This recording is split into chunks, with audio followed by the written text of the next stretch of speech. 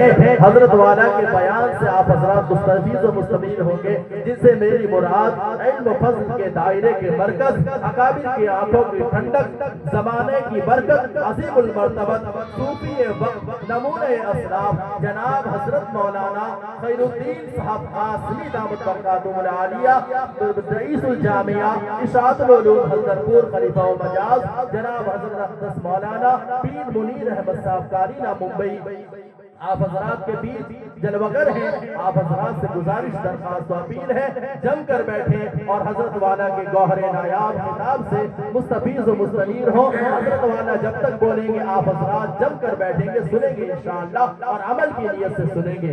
اللہ تعالی ہمارے بیٹھنے کو بے انتہا قبول فرمائے۔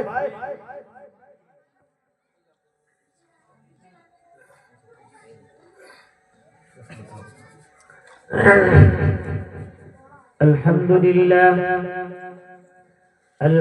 لله نحمده ونستعينه ونستغفره ونؤمن به ونتوكل عليه ونعوذ بالله من شرور أنفسنا ومن سيئات أعمالنا، من يهده الله فلا مضل له ومن يضلله فلا هادي له، ونشهد أن لا إله إلا الله وحده لا شريك له، وأشهد أن سيدنا ومولانا محمدا عبده ورسوله، وقال تعالى كل نفس ذائقة الموت، وقال النبي صلى الله عليه وسلم كن في الدنيا كأنك غريب أو عابر سبيل، أو كما قال عليه الصلاة والسلام۔ بارك الله لنا ولكم في القرآن العظيم، ونفعنا وإياكم بالآيات والذكر الحكيم، إنه تعالى جواد كريم ملك بر رؤوف رحيم ورب حليم۔ محترم حضرات، عزیزان گرامی، قدر منزلت نوجوانان اسلام، اللہ تبارک و تعالیٰ کا بے انتہا احسان و کرم ہے۔ اللہ نے ہم سبوں کو ایک دینی مجلس میں بیٹھنے اور کہنے اور سننے کی توفیق عطا فرمائی۔ کم از کم آگے ایک چیز کو اور اضافہ کر لیں، نیت کر لیں انشاءاللہ تعالی جو کچھ سنیں گے اس پر ہم عمل کریں گے، تو کہنے والا بھی کامیاب، سننے والا بھی کامیاب۔ حضرت اقدس مولانا مشرف صاحب زیدہ مجدکم العالی ہمارے ساتھیوں میں سے ہیں۔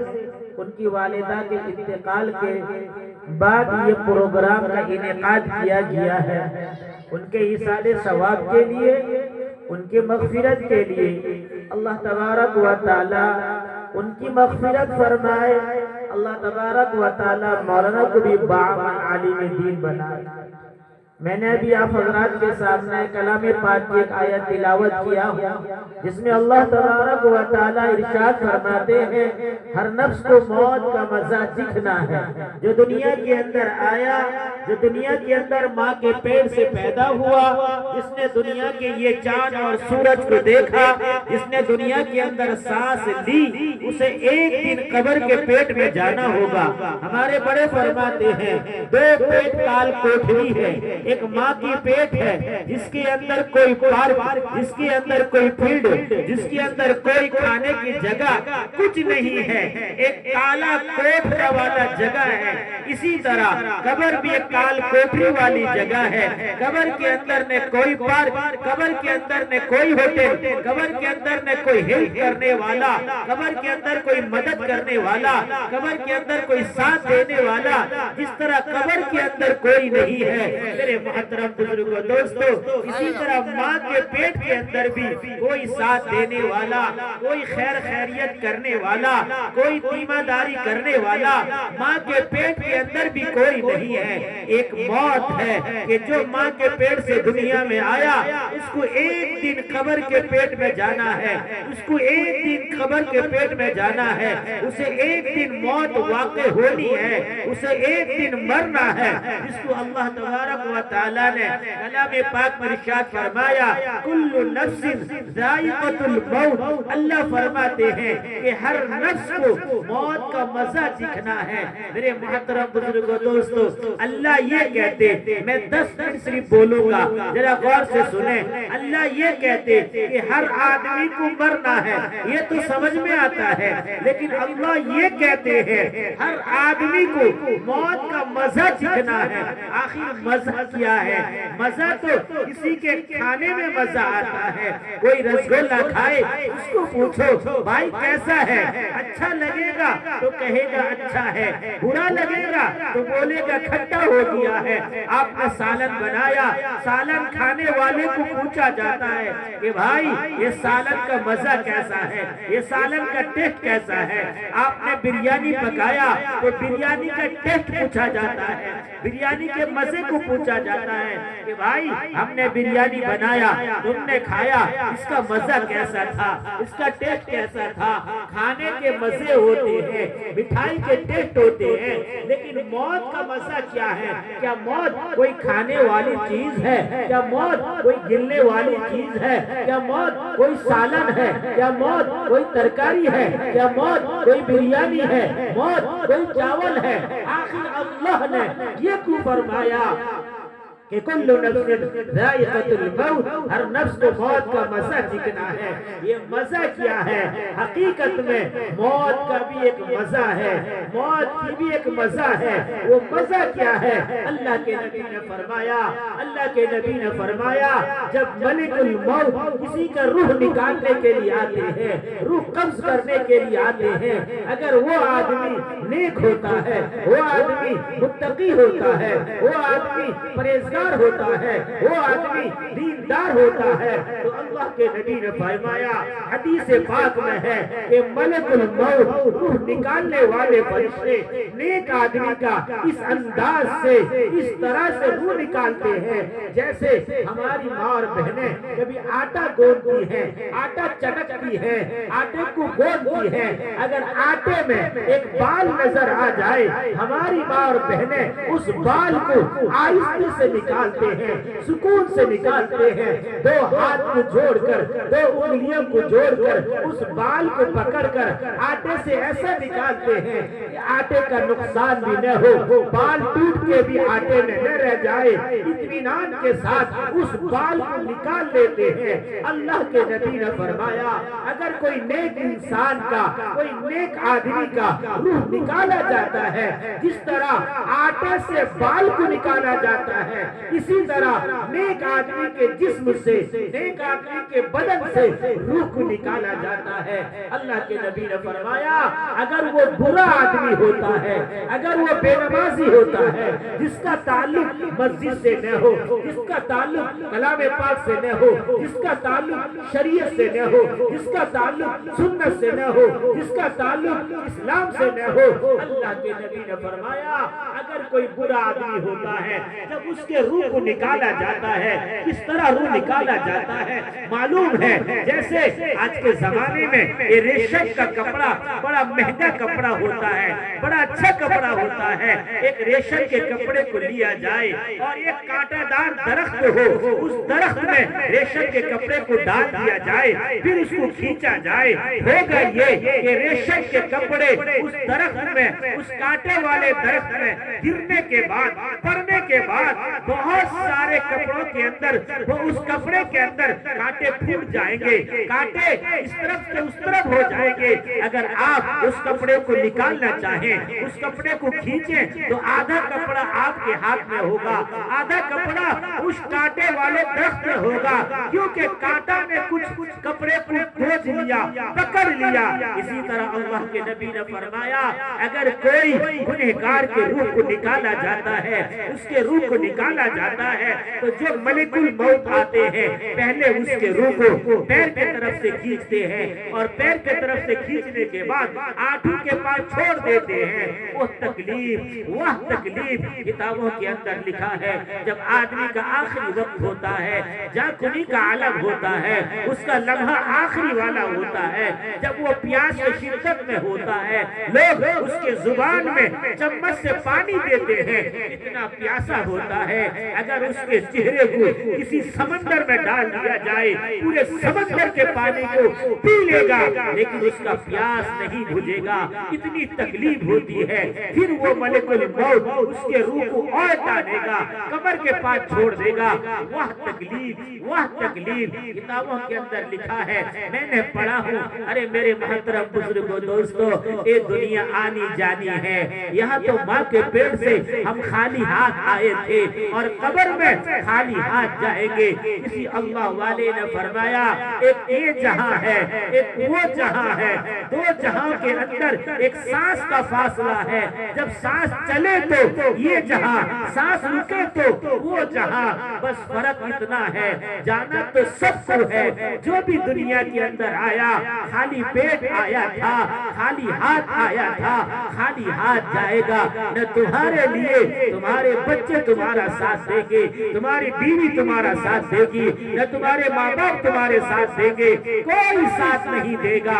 سب تم کو اٹھائیں گے, جنازہ لے کر جائیں گے, تابوت میں لے کر جائیں گے, تم کو نہلائیں گے, نہلانے کے بعد سیدھا قبر میں رکھیں گے, منو مٹی کو تمہارے اوپر ڈال دیں گے, ڈالنے کے بعد گھر آ جائیں گے. بیٹا ہوگا چند دن کے بعد بھول جائے گا, بیٹی ہوگی چند دن کے بعد بھول جائے گی, ماں ہوگی چند دن کے بعد بھول جائے گی, باپ ہوگا چند دن کے بعد بھول جائے گا.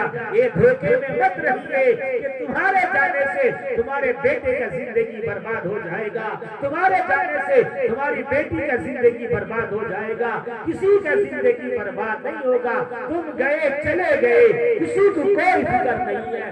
جانے والا چلا گیا, رہنے والا خوشی بنا رہا ہے. کچھ دن کے بعد ایک کتاب میں نے پڑھا تھا, اسی واقعہ کو کہہ کر میں اپنی بات کو ختم کروں گا, غور سے سننا میرے محترم بزرگوں دوستو. ایک کتاب کے اندر پڑھا تھا, ایک اللہ والے نے لکھا ہے کہ جب گنہگار کے روح کو قبض کیا جاتا ہے, جب گنہگار کے روح کو نکالا جاتا ہے, کس انداز سے نکالا جاتا ہے, کس حیثیت سے نکالا جاتا ہے, کیسا اختیار کیا جاتا ہے. غور سے سنو, کتابوں کے اندر لکھا تھا کہ اگر کسی جانور کو ہمیں ذبح کرنا ہو, گرچہ ایک بکری ہی کیوں نہ ہو, اگر ہمیں بکری بھی ذبح کرنا ہو تو ہم ایک دو آدمی کو بلاتے ہیں کہ بھائی تو اس کے پیر کو پکڑ, تو اس کے سر کو پکڑ, اور پھر امام صاحب کو بلاتے ہیں, کسی عالم صاحب کو بلاتے ہیں کہ آپ ذبح کر دیں. اگر اس سے آگے ہم ایک گائے کو ذبح کریں, ایک بیل کو ذبح کریں, ایک بھینس کو ذبح کریں, تو دو تین آدمی کو بلاتے ہیں, چار پانچ آدمی کو بلاتے ہیں,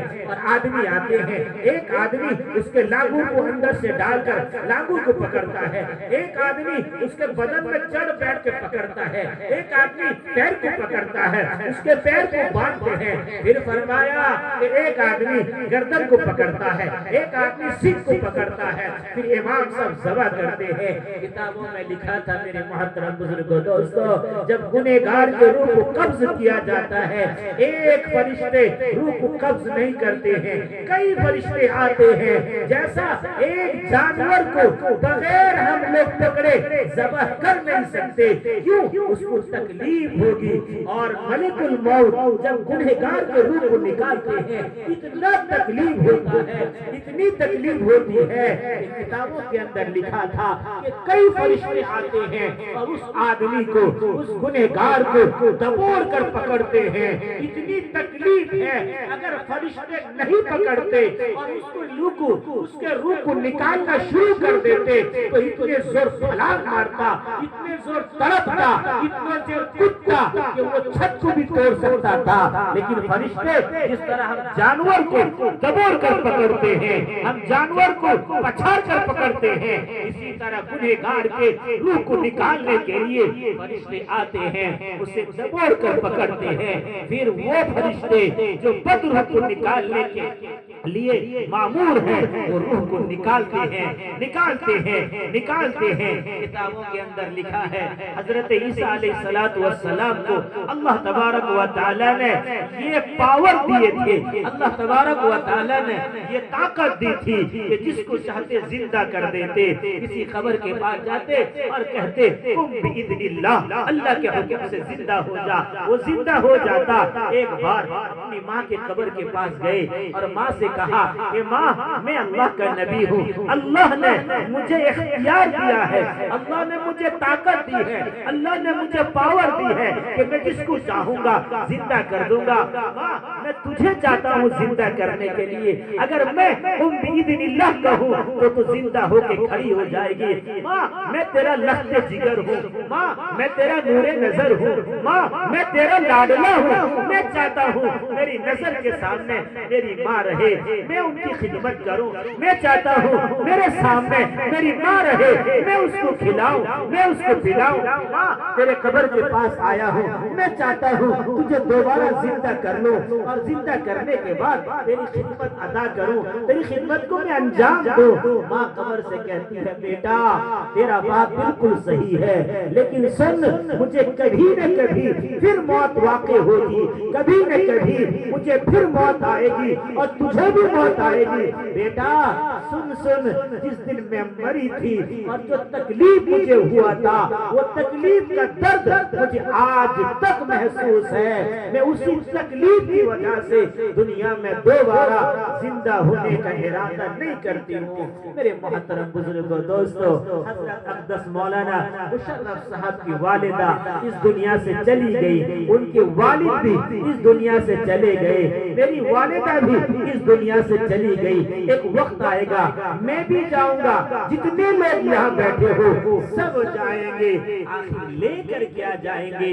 یہ جہاں وہ جہاں، دو جہانوں میں صرف فرق ایک سانس کی ہے، یہ سانس چلے تو یہ جہاں، یہ سانس رکے تو وہ جہاں۔ اب جانے کے لیے سب کو آنا ہے، جو آئے ہیں وہ جائیں گے، لیکن موت سے پہلے کچھ تو تیاری کر کے جائیں، ورنہ دنیا میں بھی عجیب زندگی تھی اور مرنے کے بعد بھی پھر مار ہوں گے، کوڑے پڑیں گے۔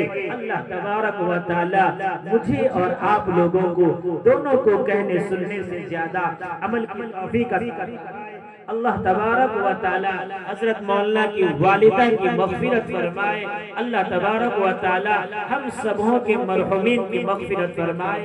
ابھی میرے بعد میرے رفیق محترم آپ کے محلے کے امام ہر دل عزیز مولانا انصار صاحب زید مجدکم العالی ابھی اچھی انداز سے تقریر کریں گے۔ ابھی سب کی تقریر آپ سنیں گے۔ میں بھی اتنا دیر بولا، کچھ تو حق ادا ہونا چاہیے۔ میں ایسا بولا آپ بھی گئے میں بھی گئے، کچھ تو فائدہ ہوگا، ہوگا یا نہیں ہوگا بھائی؟ کیا ہوگا؟ میں آپ کو پیسہ نہیں مانگا، ایک چیز کا وعدہ کرو، کل سے انشاءاللہ تعالی نماز نہیں چھوڑیں۔ ہاتھ اٹھا کے وعدہ کرو، تم وعدہ کرو، پورا اٹھاؤ ہاتھ، پورا ہاتھ اٹھاؤ، پڑھیں گے انشاءاللہ سے۔ اللہ تعالیٰ مجھے بھی اور آپ لوگوں کو دونوں کو کہنے سننے سے زیادہ عمل کی توفیق عطا فرمائے۔ وما علینا الا البلاغ۔